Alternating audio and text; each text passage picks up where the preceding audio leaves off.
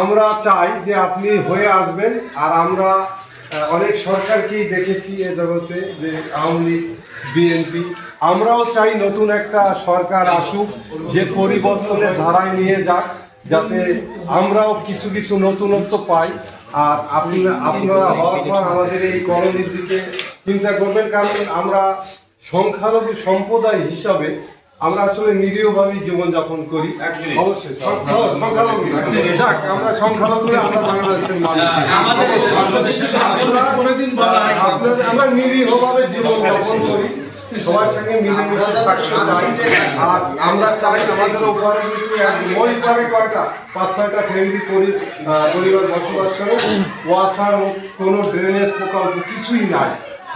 আমরা বিশ্বাস করি এবার পরিবর্তনের ধারা সামনে আমরা দেখতে পাবো।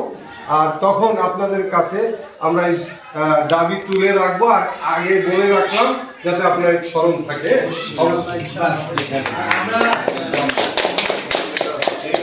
বলে রাখি, এটা ফিউচার দিনে যোগাযোগ করবেন। আর সাবজেক্ট কিন্তু দুটো, একটা হচ্ছে স্থানীয় সরকার, একটা হচ্ছে জাতীয় সংসদ। জাতীয় সংসদ হচ্ছে গণপ্রতিনিধিত্ব, তাদের কাজ হচ্ছে আইন রচনা করা, কোনটা কিভাবে হবে। আর যারা স্থানীয় সরকার ব্যবস্থাপনা থাকবে তাদেরকে প্রয়োজনীয় কার্যক্রম করতে সহায়তা করা, উদ্বুদ্ধ করা বা তাদের নির্দেশনা দেওয়া করে এইভাবে কাজ করে। এটা হলো স্থানীয় সরকার ব্যবস্থার সাথে থাকছে। আমরা তারপরেও এই বিষয়টা দেখবো, পরে যোগাযোগ রাখবো না। আল্লাহ যদি বিজয় দেয় তারপরেও দেখবো, না দিলেও